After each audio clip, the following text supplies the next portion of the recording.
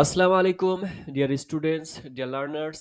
আমরা আলোচনা করছিলাম ইসমুল মারিফার বিভাগগুলো নিয়ে বা প্রকারভেদগুলো নিয়ে। তো আমরা ইতিপূর্বে 5টা আলোচনা করেছি, আর এখন থাকছে দুটো। তার মধ্যে আজকে আলোচনা করব একটি, তা হচ্ছে 6 নম্বরটি, আল মুআররাফ বিল ইদফা, সম্বন্ধযুক্তকৃত বিশেষের মাধ্যমে নির্দিষ্টকরণ। তো আজকের প্রকারভেদের মুআররাফ বিল ইদফা কাকে বলে এটা আমরা প্রথমত জেনে নিব।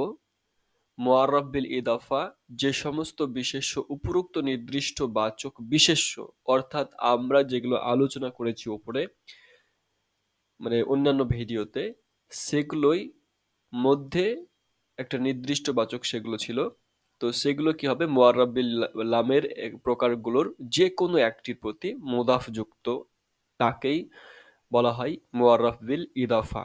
অর্থাৎ যে সমস্তগুলো আগের ভিডিওতে আলোচনা করা হয়েছে 5টি, সেগুলোর মধ্যে থেকে যে কোনো একটির সাথে মুজাফ সম্বন্ধ যুক্ত হবে, তখনই সেটা মুআররাফ বিল ইদাফা হবে। তো এক্ষেত্রে আমরা দেখে নিব প্রথমত সর্বনামের দিক দিয়ে, অর্থাৎ জামিরের দিক দিয়ে কিভাবে আপনি কোনো ইসিমকে মুজাফ করলে সেটা নির্দিষ্টকরণ হবে সেটা। তো এখানে দেখুন গুলামুহু। তো গুলামুহু শব্দটার সাথে একটা জামির যুক্ত আছে শেষে, এটা হচ্ছে জামির। ওকে, আর এটা একটা শব্দ। তো এখানে দেখুন গুলামুন শব্দটা কিন্তু আলাদা করে যদি আমরা লিখি, তাহলে এটাকে আমরা দেখব নাকেরা অবস্থায় আছে। তো এটা নাকেরা অবস্থায় আছে, নাকেরা অনির্দিষ্ট অবস্থায় আছে। তো এটার সাথে যখন আমরা জামির যুক্ত হবে, তখন এটা আর নাকেরা থাকবে না, বরং ওই যে জামিরের সাথে যুক্ত হওয়ার কারণে বা মুজাফ হওয়ার কারণে সেটা কি হয়েছে, আপনার নির্দিষ্টবাচক হয়েছে, অর্থাৎ ইসমুল মারিফা হয়ে গেছে। আর এটা ইসমুল নাকেরা হবে না। বোঝা গেছে? তাহলে যে কোনো নাকেরার সাথে, যে কোনো নাকেরা ইসিমের সাথে বা ইসমে নাকেরার সাথে আপনার যদি জামির যুক্ত হয়ে যায়, তাহলে সেটা আর নাকেরা থাকবে না, সেটা মারেফা বলে গণ্য হবে। এর পরের স্লাইডে চলে যাব আমরা। তো এটা নামের দিক দিয়ে মুজাফ যদি হয়, অর্থাৎ আলাম। আমরা ইতিপূর্বে প্রথমে আমরা আলাম নিয়ে আলোচনা করেছি, যে কোনো নামকে বোঝাবে। কুকুরের যদি একটা নাম থাকে রকি, তাহলে রকিটাই হবে আপনার আলামের মধ্যে পড়বে। যে কোনো মানুষের নাম, যেমন আব্দুল গফফার, আব্দুস সাত্তার, এরকম একটা নাম রয়েছে, আব্দুল্লাহ, তাহলে এইগুলো হচ্ছে আপনার আলামের মধ্যে পড়ছে। ওকে, তো হচ্ছে এ আলাম। আলাম যে কোনো নামকে বোঝায়। তো যে কোনো নামের সাথে যখন মোজাফ হবে কোনো ইসমু নাকেরা, তখন সেটা কি হয়ে যাবে, আপনার ইসমুল মারেফা হয়ে যাবে। তো এখানে দেখুন কিতাবু জাইদিন। তো কিতাবুটা কার সাথে সম্বন্ধ যুক্ত হয়েছে, জায়েদের সাথে। তো জায়েদের বই, অধিকার, জায়েদের অধিকারে চলে আসছে। তো জায়েদ যেহেতু এখানে আলাম, দেখুন জায়েদ একটা নাম, বা এখানে নাম বললাম, আর এটাকে আরবি পরিভাষায় বলছে আলাম। তো যে কোনো একটা ইসিমের সাথে, নামের সাথে যখন আপনার কি হবে, মানে কোনো নাকেরা যুক্ত হবে বা মুজাফ হবে, তখন সেটা আর নাকেরা হবে না, সেটা মারেফা বলে গণ্য হবে। তাহলে এখানে কিতাবুনটা মারেফা হয়ে গেছে কিসের জন্য, তা হচ্ছে এই আলাম, নাম যুক্ত হয়েছে, নামের সাথে সম্বন্ধ যুক্ত হয়েছে, তার জন্য। বোঝা গেছে আশা করি? তাহলে যে কোনো ইসিম নাকেরা, ইসমুন নাকেরা, যে কোনো একটা ইসমুন নাকেরা যখন কোনো নামের সাথে যুক্ত হবে, তখন কিন্তু সেটা আর নাকেরা হবে না, সেটা মারেফার মধ্যে চলে আসবে। বোঝা গেছে আশা করি? তারপরে আমরা চলে যাব তৃতীয়ত, ইসমে ইশারা সম্পর্কে আমরা আলোচনা করে আসমা ইশারাত আলোচনা করেছি, আপনারা গত ভিডিওতে দেখে নিতে পারেন।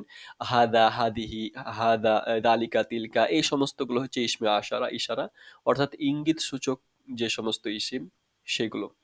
তো সেগুলো দেখুন এখানে গোলামু হাদা। তো গোলামু শব্দটা এই হাদার সাথে যুক্ত হয়েছে, এই ছেলেটি মানে। তো গুলামু শব্দটা কিন্তু আগে ছিল কি, প্রথমত এটাকে আলাদা করে লিখলে এটা নাকেরা হয়ে যাচ্ছে, গুলামুন। ওকে, যখন আমি হাজার সাথে এটা যুক্ত করে দিচ্ছি, আহ, সম্বন্ধ করে দিচ্ছি বা অধিকারে নিয়ে আসছি, তখন কিন্তু এই গুলামটা আর নাকেরা থাকছে না, তখন এটা মারেফা হচ্ছে, আর দু পেশ হবে না তখন। তাহলে গুলামু হাদা হবে।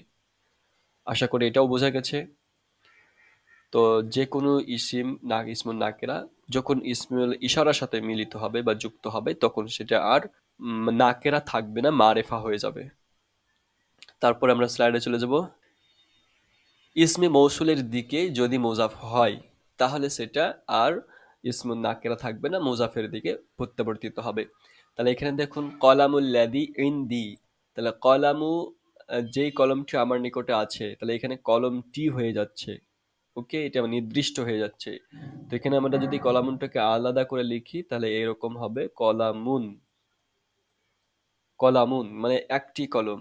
আর যখনই আল্লাদির সাথে যুক্ত হয়ে যাচ্ছে ইসমে মৌসুলা, তাহলে সেই জন্য এটা নির্দিষ্ট হয়েছে, মারেফা হয়ে যাচ্ছে। ওকে, এটা মারেফা হয়ে গেল। আর যদি আলাদা থাকতো তাহলে এটা নাকেরা হয়ে যেত, কারণ যে নাকেরার সাথে আলিফলাম যুক্ত থাকে না।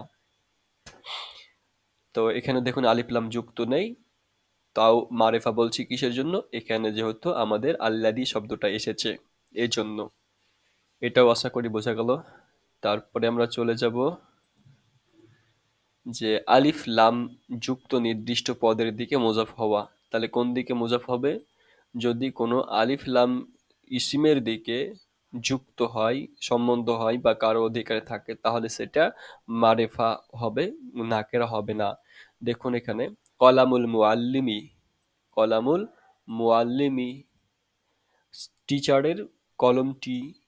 তো এখানে কলামুনটাকে আলাদা করে লেখা আছে, দেখুন এখানে। তা কলামুন মানে হচ্ছে কি কলম, একটি কলম। আর যখনই আলিফ লাম যুক্ত কোনো ইসিমের দিকে কি হচ্ছে, আপনার সম্বন্ধ যুক্ত হয়ে যাচ্ছে বা তার অধিকারে চলে যাচ্ছে, তো এখানে দেখুন আলিফ লাম যুক্ত আছে, তখন এটা আর কি থাকবে না, নাকেরা থাকবে না, বরং মারিফা হয়ে যাবে। তখন কলামুর রজুলি, মানুষটির কলম। তো এটা মারিফা হয়ে গেল।